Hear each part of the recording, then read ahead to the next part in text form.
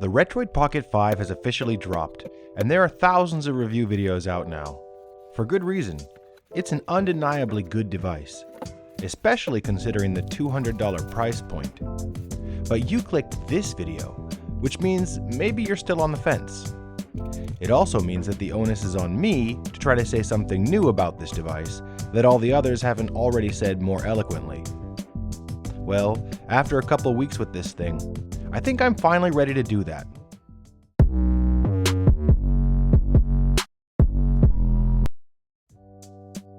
The way I see it, there are three types of people who might buy something like this. A. First-timers who are looking to buy their first emulation device. B. People who already have a device that they want to upgrade. And C. The obsessive collectors who just need every device out there. For category C, you're going to buy this device whether I tell you to or not, so I don't really need to explain much to you. And for people thinking to dip their toes into emulation for the first time, I'd honestly say that this device is not for you. Retroid handhelds require a lot of setup and tinkering with settings, which is part of the fun for fans of this stuff, but it's also where a lot of beginners lose interest. If you aren't super tech savvy or don't like tinkering, I'd say get one of the many Ambernic devices. Most of those come preloaded with games, so you can literally start playing immediately after you open it. This thing might be able to play more stuff, but to get it to play those higher end things requires even more work and know-how on your part, so for beginners, I'd say that this isn't really the best bet. Start with something cheaper and simpler. So that leaves the people who are looking to upgrade. What makes this thing different than its predecessors? Well, for starters, the power.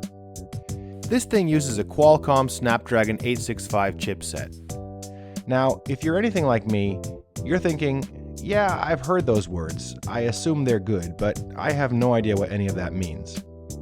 Well, lucky for you, I looked it up. The Snapdragon is an SoC comprised of a CPU, GPU, and ISP using the ARM family of RISC ISA. Yep, that's what it is. Honestly, I feel like I just stepped into a spelling bee in a foreign country where I don't speak the language. I mean, sure, I've heard of ARM architecture, but I don't actually know what any of this stuff means. And I love when I don't know what something is because it means that there's a new rabbit hole for this ferret to run down. So let me break it down for you, at least as far as I understand it. Your computer or phone, or in this case Retroid Pocket, uses instruction sets to communicate between the software, like the games you're playing, and the hardware, which is the machine that you're playing it on. There are two main types of instruction sets: complex instructions and reduced instructions. Let's say that you just bought a new gaming PC. You want that thing to be as powerful as possible, which means lots of complex instructions happening at once. But this requires a lot of power, which doesn't really matter if your computer's plugged into a wall. But if you're playing that same game on your phone, your battery will drain almost instantly, and the phone will get really hot using that many instructions. This is where a RISC system is better, as it only sends one instruction per clock cycle.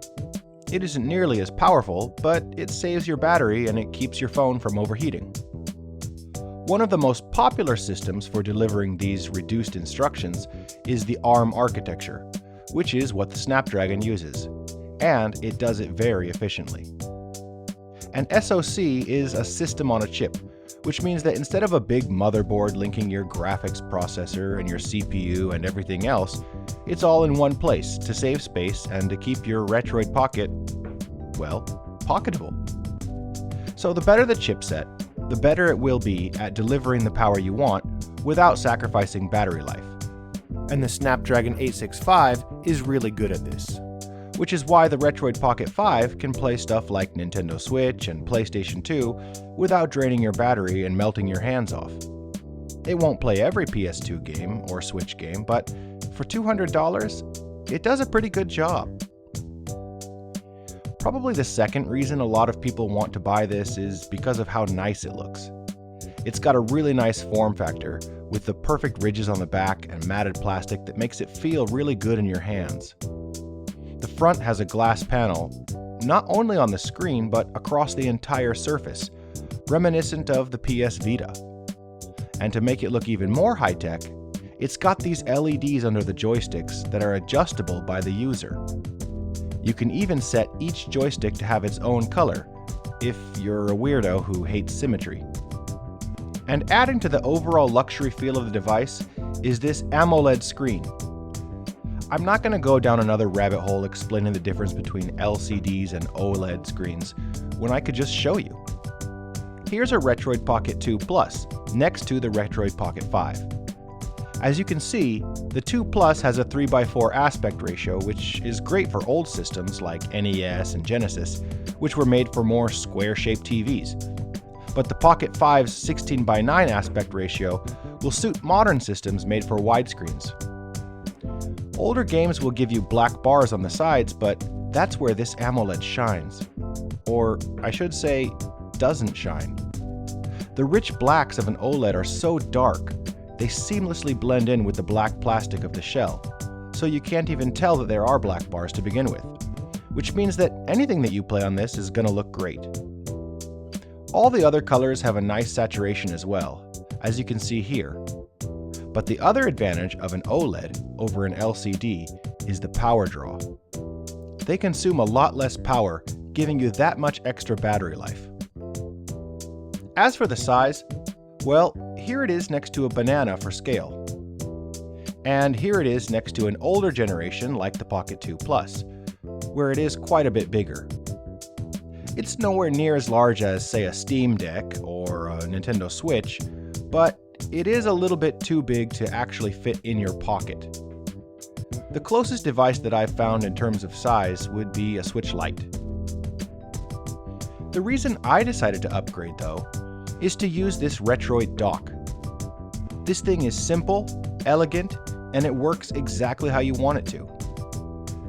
It charges the device while it's docked, and it even has 4 auxiliary USB hubs for when you want to play with wired controllers. I tested it with the cheapest generic wired controller I could find, and it works fine. Of course, it works with Bluetooth and Wi-Fi controllers as well, but more important than all of that is how reasonably it's priced. The official Steam Deck dock is $79.99, and the dock for the Analog Pocket is a whopping $99.99. You can get a whole new device for that price. But the Retroid Dock is only $29.90, which is incredibly reasonable if you ask me. Based on all the descriptions above, you might assume that this device will become my new daily driver for mobile gaming, but after spending a couple weeks with it, surprisingly, I don't think it will be. For me personally, I still want to use my Pocket 2 Plus, and it isn't even about the retro aesthetic or the 3:4 aspect ratio. It isn't anything physical or spec related at all. I have sentimental attachment to my Retroid Pocket 2 Plus. This is the device that I use to beat some of the best games I've ever played, like Secret of Mana, Suikoden, and Mother 3. These games left a lasting impression on me, and this device was with me for all those adventures. Some of the games that frustrated me to no end as a kid, like The Lion King or Ninja Gaiden, I cleared them for the first time in my life thanks to this machine. Sure, the Retroid Pocket 5 will play all these games, and I can have new adventures with it, but for now, I can't bring myself to sever that emotional bond that I have with my Retroid Pocket 2 Plus. Now, this isn't to say that you shouldn't upgrade yours. In fact, I honestly can't recommend this machine enough for fans of retro handhelds. But for my own weird personal reasons, I'll be sticking with my tried and true 2 Plus for now, as long as it still sparks joy. I'm sure the Retroid Pocket 5 will still enter the rotation, much like my Analog Pocket or my Steam Deck do. But for daily pick-up and go emulation, the 2 Plus is good enough for me. In fact, hold on a minute. Yeah, there, you hear that? It's calling to me right now. Time to go play some Chrono Trigger.